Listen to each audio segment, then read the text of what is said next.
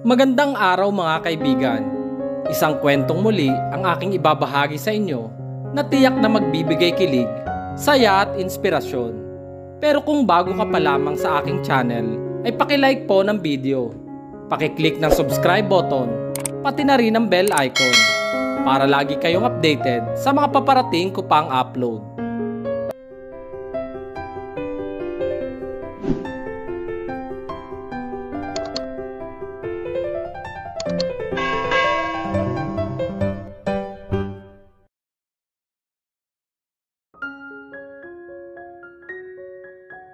Kate's personal voice.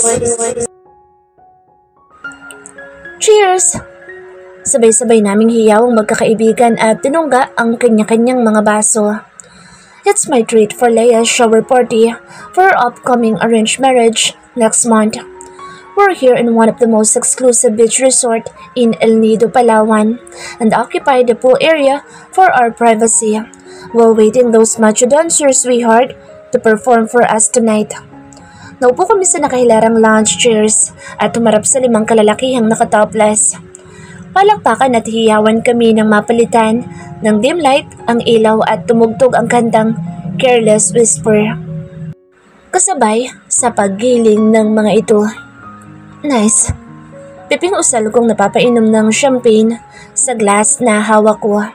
I bit my lower lip when a handsome young hot guy entered from behind and then seductively in front of us. My heart beat so fast when our eyes met. Napapilig ako ng ulo. Kakaiba ang dating sa puso ko ng kanyang pagtitig na tila nahihipnotis mo kung napapatitig sa kanyang mga mata na mapupungay at puno ng ningning. Lalo namang nag-ingay ang mga kaibigan ko nang isa-isa nitong hinuhubad ang kasuotan habang gumigiling na ikinaiirit at tili naming nanonood dito. Ngayon pa lang ay parang gusto ko na itong iuwi at gawing alipin sa kwarto ko. Shit. Napapaawang aming labi ng tuluyang nahubad nito ang mga kasuotan na tanging ang boxer briefs na lang nito ang natira na ikinasinghap naming mapasadahan ito ng tingin.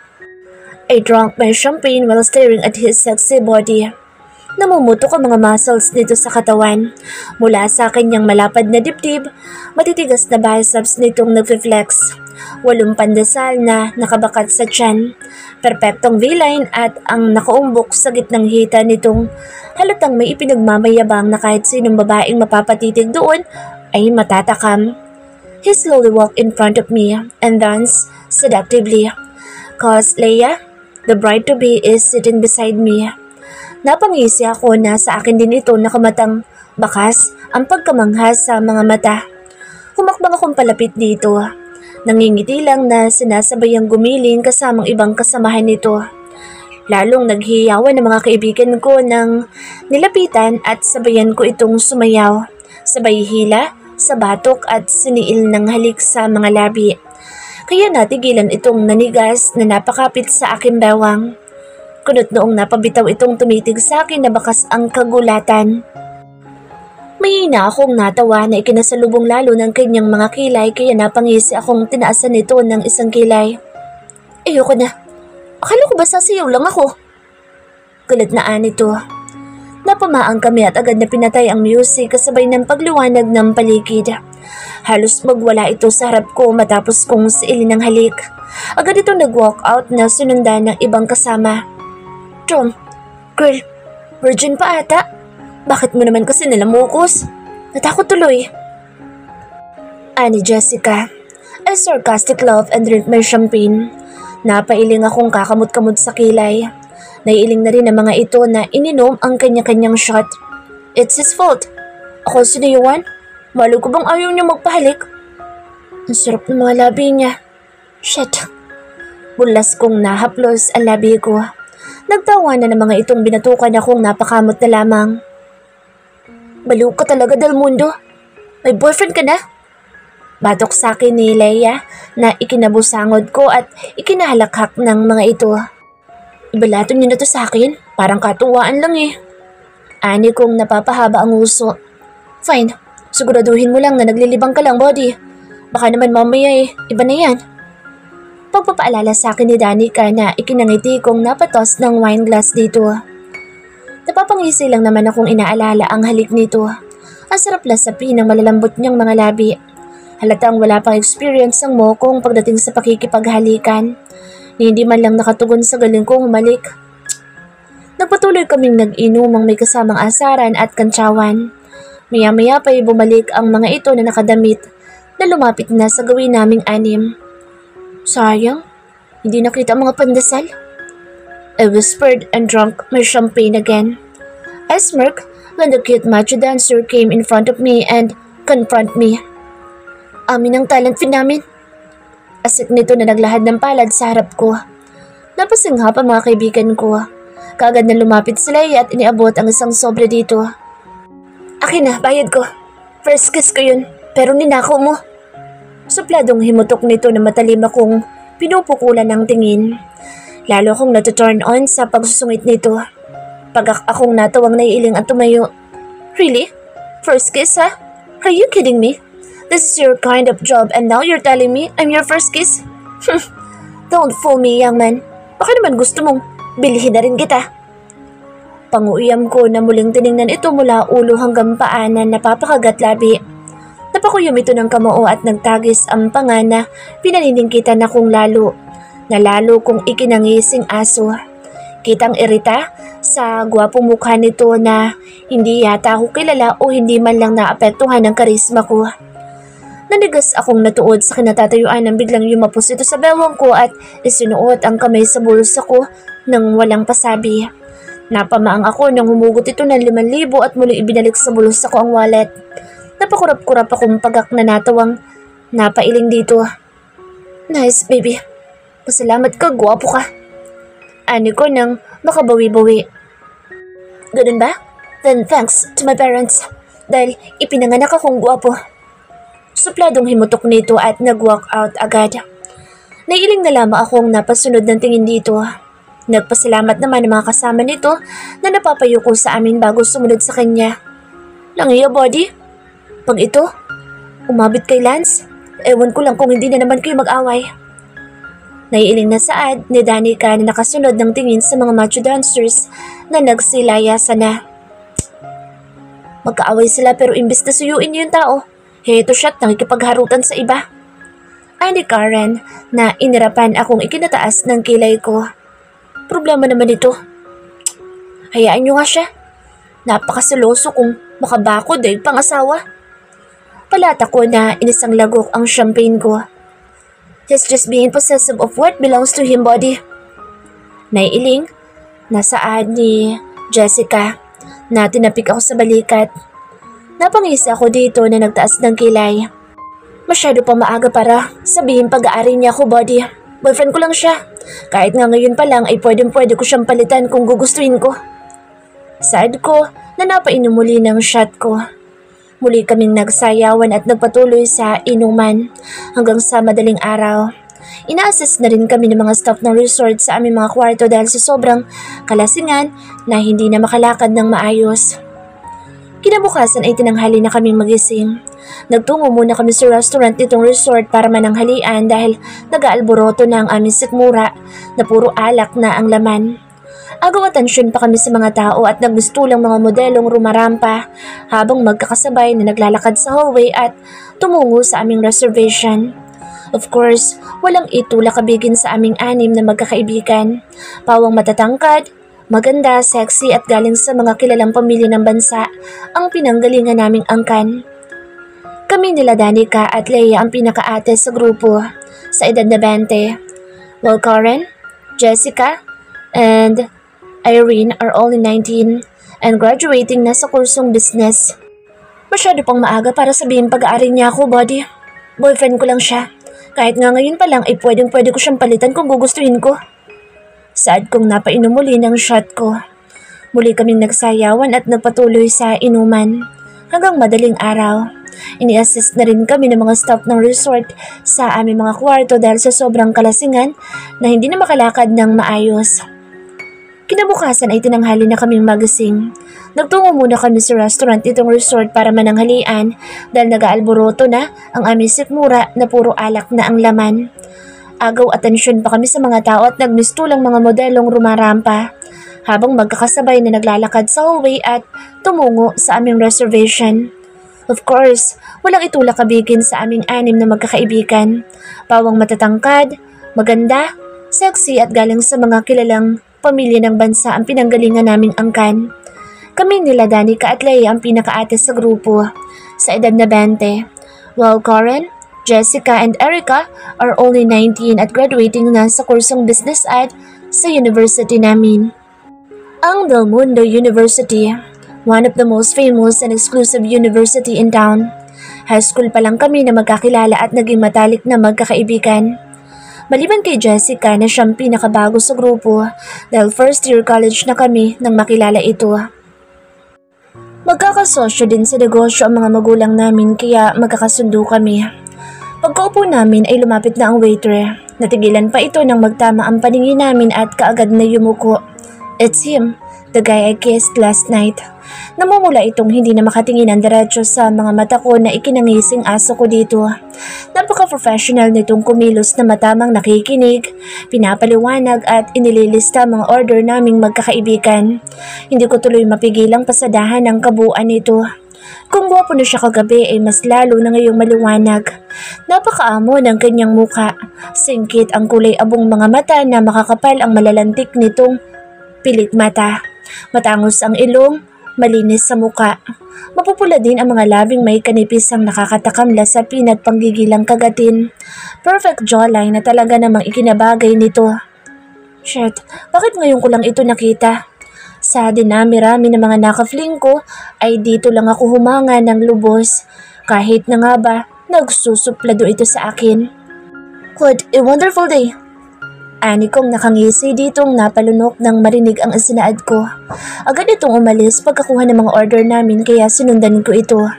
Nagyukuan pa sa akin ang mga kasamahan nito nang pumasok ako sa kusina.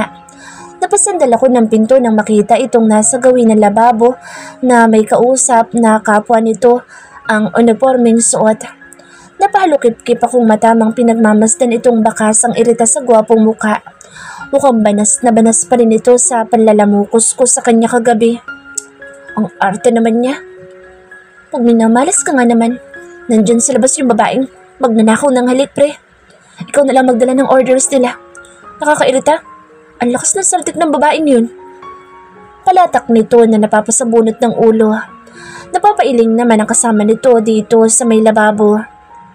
Ibang klase ka talaga. Biruin mo? Isang Kate Del Mundo? Ang humalik sa'yo. Swerte mo nga eh. Napansin ka niya.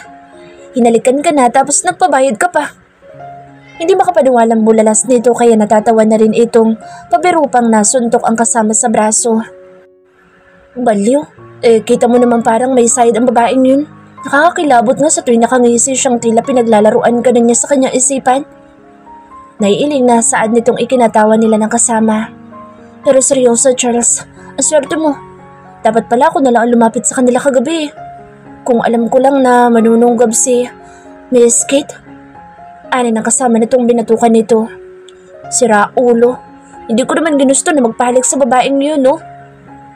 Napaayos ako ng tayo na napatikim kaya napalingon ng mga itong namimilog ang mga mata. So, Charles is your name, ha? Nice. It's cute, baby. Paalas kong nakamata ditong namumula. Ang kaninang ngiti nito ay unti-unting nabura sa pagkakangisi kong lalo kong ikinatuwang dahan-dahan na lumapit sa gawin nitong kinuwelyuhan ito at mas inilapit sa mukha ko. Charles, wow, what a handsome hunky young man. So fresh, so hot, so innocent, yet so right for new taste. Paanas kong sunod-sunod nitong ikinalulok na nakamata sa aking napapangisi dito. Bitawan mo ko. Napangisi akong lalong inilapit ang mukha nito sa mukha kong gahiblan nila ang pagitan. Ayoko nga bitawan ka. Ngayon pa ba? Kung kailan dakma na kita? Charles? Anong ginagawa mo dito? Inis niyang tanong. Padabog pa itong nagtungo sa lababo para maghugas ng mga plato. Nakangisi akong lumapit at umupo sa countertop katabi nito. Di mo ba nabasa yung rules sa pinto na 4 stop only? Anya na halatang hindi gusto ang presensya ko, kaya lalo akong napangisi. Lalo siyang gumugwapo sa paningin ko sa pagsusungit dito. Siya din ang unang lalaking lantarang ipinapakita na wala itong pagtingin sa akin. I don't care about your rules, baby. I can even buy this whole island if I want to. Napailing na lang itong nagpatuloy sa paghuhugas. Hey, about last night. Natigilan ako nang sinamaan niya ako ng tingin at seryosong humarap sa akin. Nagpamewang ito at kitang nagtitimpi kaya nagmising aso ako na lalong ikinainis ng gwapong mukha nito. Ang sarap niyang pagmastang nababa na sa akin. Iuwi ko na kaya ito? Pwede ba? Busy ako. Wala akong oras na makapag-usap sa may Celtic at spoiled brat na tulad mo. Umalis ka na nga. Singhal nito. Tumayo na ako at kinuwelyuhan itong palapit sa mukha kong ikinatigil na naman ito. Pasalamat ka, gutom na ako. Labas na nga ako. Baka mamaya ibang nakakatakam na pagkain dito makain ko. See you around, baby. Bulungkot ninampian ng munting halik ang punong tenga nito. Unti-unti kong iniharap ang mukha ko nang nakangisi at kita ang pamumulan nitong hindi na makatingin sa mga mata ko. Bumalik na ako ng table namin at saktong inilalapag na ang mga pagkain. Naiiling naman ang mga barkada ko na tila nahihinulaan na ang ginawa ko sa loob. Maliban kay Karen na nakalukip-kip at seryoso. Mukhang tinamaan ka sa cute na dancer na yun ah. Tudyo ni Jessica at nagsimula ng kumain. Napangisi lang naman ako. Let me just remind you, Kate, malapit na ang engagement mo kaya umayos ka. Naiiling na pagpapaalala ni Erica na kumakain na din. I'm just having fun with that cute one. You know me. Pakunwaring ismid ko na nagsimula na rin kumain dahil nagrereklamo na ang mga bituka kong alak pa rin ang ginigiling mula pa kagabi. Yun na nga eh, kilala ka namin. Huwag mo nang pagtripan yung guy. Can't you see how busy he is? Dancer sa gabi, waiter sa umaga. May halong padanermon ni Danica. Kibit balikat lang ako at nagpatuloy sa pagkain. Pagkatapos namin kumain ay nagpahinga muna kami sa lounge chair na nakahilera sa pool area. Maaliwalas at napaka-presko ng paligid. Tanaw ang puting buhangin, asul na dagat at berdeng bundok na nakaka-relax sa pakiramdam at isipan. Magdadapit hapon na nang magising kami kaya nagtungo ulit kami sa restaurant para magmerienda. Pagpasok namin, napangisi ako nang si Charles ulit at nakatokan lumapit sa amin. As usual, seryoso na naman itong humarap matapos kunin ang order namin. Akmang aalis na ito nang iharang ko ang paa ko sa dadaanan nito at tumayo. Huwag mo ko simulan, nakatingin ang manager namin. Mahina at mariin itong saad na nagpangisi sa akin. Luminga ako sa paligid at nakita ang manager nila na nakamasid sa may cashier. Sinangisan ko ito at agad na lumapit. Napakalapad pa ng ngiti nito na halatang nagpapakute. Yes, Ma'am Del Mundo? What can I do for you? Malambing na tanong nito. Umiling ako at tinuro si Charles na nalalaki ang mga mata sa akin. I want him to join us. Is it okay? Laglag pa nga silang dalawa sa sinaad ko na napakurap-kurap. Yeah, sure ma'am. Charles, paki-assist sila ng maayos, ha? Baling niya sa katabi na sinamaan pa ako ng tingin. Kinuha ko kay Charles ang papel at iniabot sa manager. Umupo na ako at iginiya ang ulo na umupo na rin ito. Napabuga pa ito ng hangin bago umupo sa harap ko. Tumayo ako at nakipagpalitan kay Danica na tinabihan nito. Naiiling lang naman ang mga kaibigan ko sa akin. Hey, handsome. I'm Leia, by the way. Danica, baby. Erica, sweetheart. Jessica, kitty. Sunod-sunod nilang pakilala. Sino kong bahagya ni Erica si Karen na tahimik. Karen, handsome. And Kate, at your service, my baby. Kindat ko. Charles po. Mahina at naiyang sagot nito kaya napasinghap ang mga kaibigan ko. Don't be too polite, sweetheart. Baka ma-fall ako. Pabebeng saad ni Erica kaya tinadyakan ko ang paa nito sa ilalim ng mesa. Nag-blush naman si Charles sa sinaad nito. Ouch! Just kidding. Why so possessive, girl? Natatawang daing nito. Nagtatakang tumingin tuloy ang lahat sa akin. Inakbayan ko si Charles at tinapik sa balikat ng nakangisi. Back off, Erica. How was the first one? Napailing na lang ang mga ito. Pagkatapos namin magmerienda, inabutan ko ng 5,000 si Charles. Kunot-no itong tumitig sa perang iniabot ko kaya sinalid ko sa bulsa nito. Ngumiti ako at inilapit ang mukha sa tenga nito. Thanks for your time, baby. Meet me at the resto tonight. 9 o'clock. Bulong ko tumalik sa pisngi nitong ikinatuod nito at napapasingha pa ang mga kalapit naming nakamata sa amin. Tawanan kami lumabas ng restaurant ng mga kaibigan ko at nagtungo sa aming mga silid para magpalit ng swimsuit. Naka-white robe kaming lumabas na nagtungo sa dagat. Agaw atensyon pa kami sa lahat lalo na magsihubad kami ng robe at lumantad ang pangangatawan. Napanganga ang mga tao dito dahil naka 2-piece swimsuit lang kaming 6. Nagtungo kami sa dalampasigan at nagsimulang maghabulan. Wisikan at tawanan na para mga batang nakawala sa hawla. Napangiti ako at umahon nang makita si Charles na naglalakad patungo sa likod ng hotel. Nagulat ito nang hilahin ko at ikubli sa matayog na halaman. Napalunok ito nang bumaba ang paningin sa katawan ko at nag-iwas ng tingin kaya napangiti ako. Ano na naman ba? Mahina at naiilang niyang tanong. Hindi ito makatitig kaya tinila ko sa batok at siniil ng halik sa mga labi nitong nakakatakam kaya natigilan ito. Oh baby, para kang matuod dyan. Kiss me back. Napangiti ako nang humawak ito sa bewang ko at unti-unting sinasabayan ang halik ko.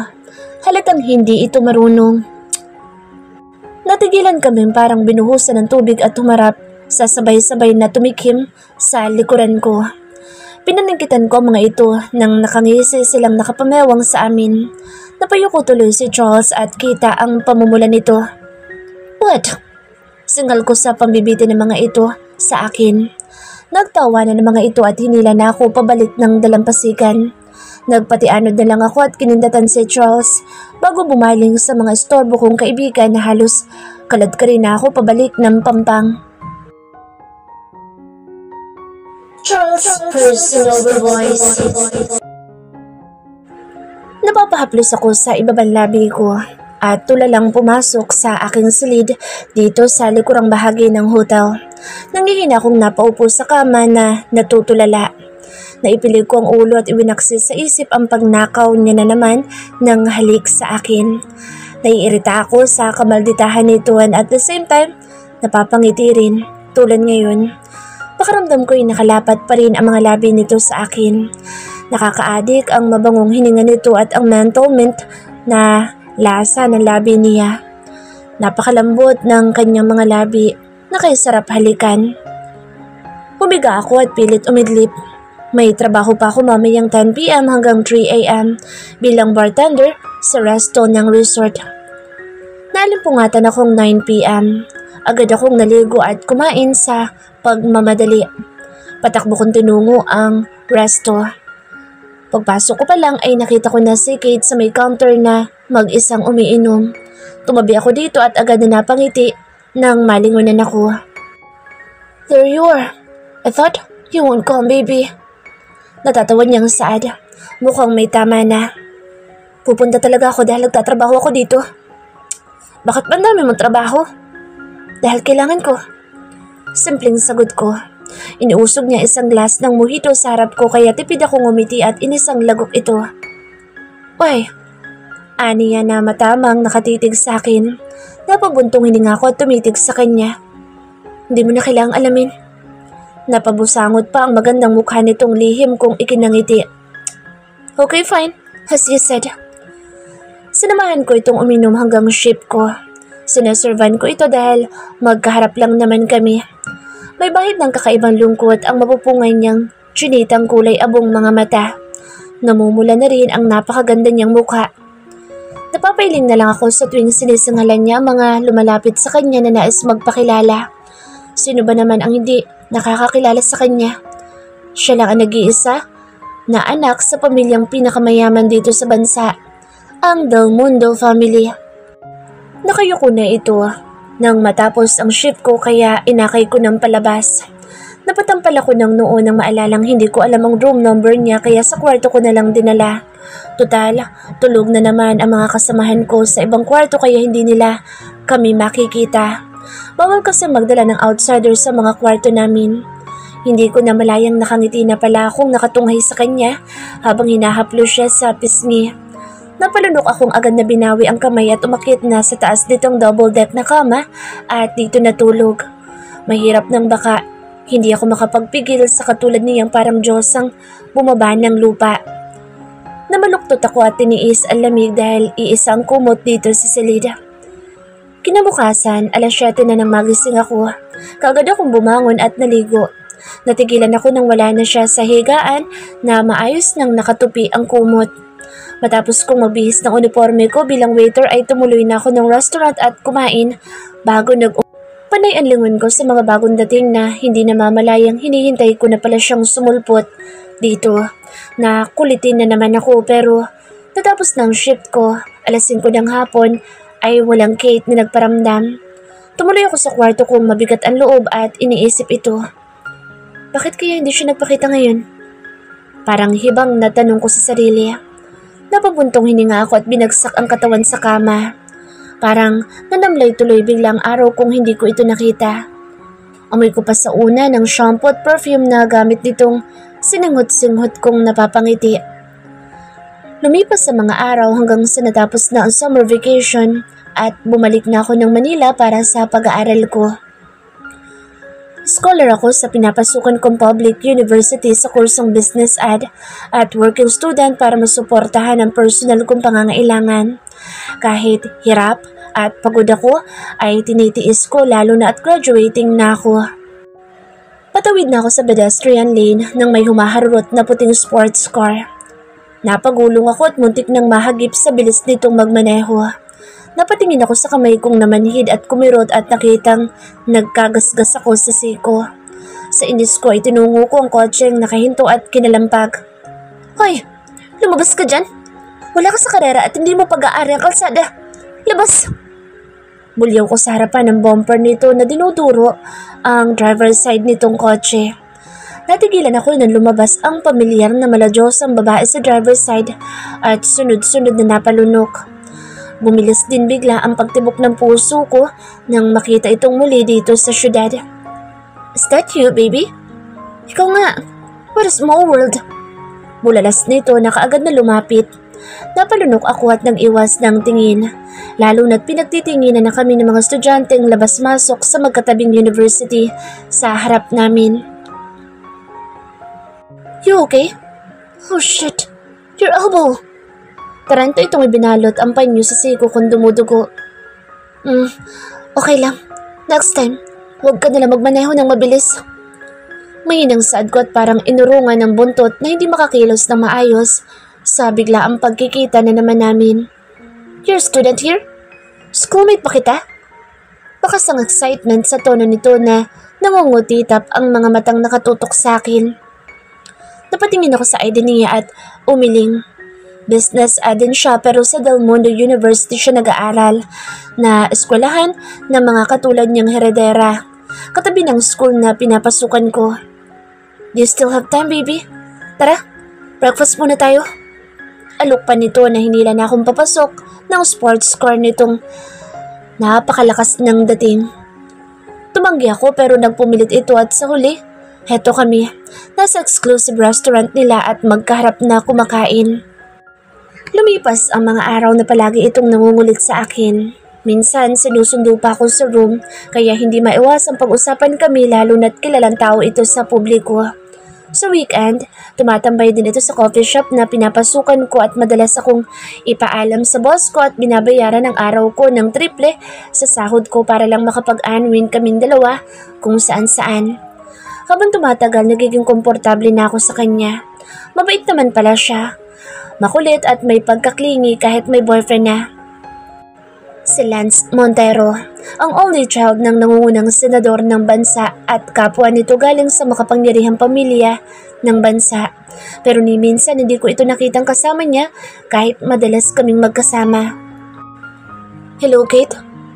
Umayos ako ng upo sa kama ko na napatawag itong gabing-gabi na. Narinig kong sumingot ito sa kabilang linya kaya napabangon ako at kinabahan. I'm here, at our place. Can you come? I need you, Charles. Sinisinok na ito na halatang umiiyak.